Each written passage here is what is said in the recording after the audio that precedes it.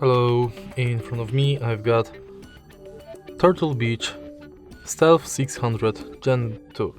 In this video I'll show you the buttons controls.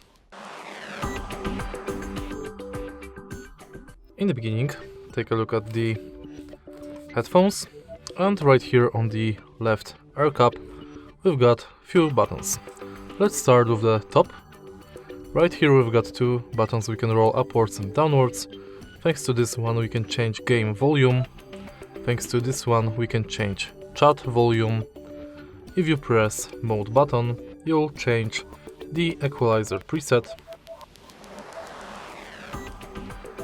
This button allows you to turn on and off the headphones, and also if you press it once, when the headphones are on, you'll enable superhuman hearing function.